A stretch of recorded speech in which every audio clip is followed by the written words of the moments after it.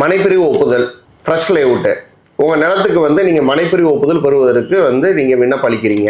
அதுக்கு அணுகுசாலை ரொம்ப முக்கியம். அந்த அணுகுசாலை வந்து அன்ஆத்தரைஸ் லேஅவுட்டு, அதாவது அனுமதியற்ற மனைப்பிரிவு ஒப்புதல் பெறப்பட்ட ஒரு வரைபடத்திலிருந்து, அதாவது அந்த நிலத்திலிருந்து உங்களுக்கு வந்து அணுகுசாலையாக அமையுது.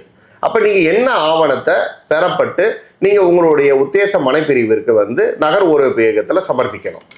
அனுமதியற்ற மனைப்பிரிவு ஒப்புதல் அளிக்கப்பட்ட சம்பந்தப்பட்ட நகர் ஊரமைப்பு இயக்கத்தால் ஒப்புதல் அளிக்கப்பட்ட அனுமதியற்ற மனைப்பிரிவு, அதோட வரைபட நகல், அந்த வரைபட நகல் ரொம்ப முக்கியம். அடுத்தது வந்து அதோட அனுமதி உத்தரவு, தொடர் நடவடிக்கையாக சம்பந்தப்பட்ட உள்ளாட்சி இடம் வாங்கின வரைபட நகல் மற்றும் அனுமதி உத்தரவு, இது ரொம்ப முக்கியம். ரெண்டாவது, இந்த அனுமதியற்ற மனைப்பிரிவு ஒப்புதலில் உள்ள இருக்கக்கூடிய அந்த அனுமதியற்ற மனைப்பிரிவில் அமையும் சாலைகளை வந்து சம்பந்தப்பட்ட உள்ளாட்சிக்கு தானமாக ஒப்படைப்பு செஞ்சிருக்கான்னு நீங்கள் வந்து உங்களுடைய உத்தேச மனைப்பிரிவுக்கு கேட்பாங்க. நீங்கள் மனைப்பிரிவு வரைபட நகலை மட்டும், அந்த ஒப்புதல் அளிக்கப்பட்ட மனைப்பிரிவு வரைபட நகலை மட்டும் கொடுத்தா போதும். இருந்தாலும் சில நகர் ஊரமைப்பு இயக்கத்தில் வந்து அதெல்லாம் சாலைகளை ஃபுல்லாக தானமாக கொடுத்துருக்காங்களா அப்படின்னு கேட்பாங்க.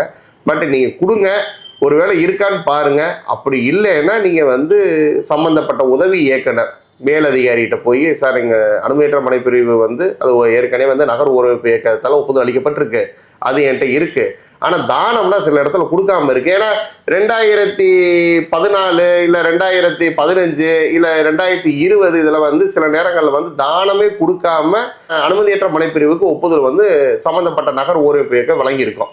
அந்த மாதிரி இருந்துச்சுன்னா நீங்கள் உங்கள் வரைபட நகலை தான் கொடுக்க முடியும். சொல்லிட்டீங்கன்னா போதும். அதையும் மீறி வந்து அவங்க கண்டிப்பாக வந்து நீங்கள் வந்து சம்மந்தப்பட்ட உள்ளாட்சிக்கு வந்து தானம் கொடுத்ததெல்லாம் வேணும், அந்த ஆவணம் வேணும் அப்படின்னு சொன்னாங்கன்னா, மரியாதைக்குரிய இயக்குனர் நகர் ஊரமைப்பு இயக்கம் சென்னை அவர்களை அணுகி நீங்கள் இதை சொன்னீங்கன்னா அவர் சம்மந்தப்பட்ட மாவட்ட அதிகாரியோட தொடர்பு கொண்டு உங்களுடைய உத்தேச மனைப்பிரிவுக்கு ஒப்புதல் அளிக்க ஆவணம் செய்வார்.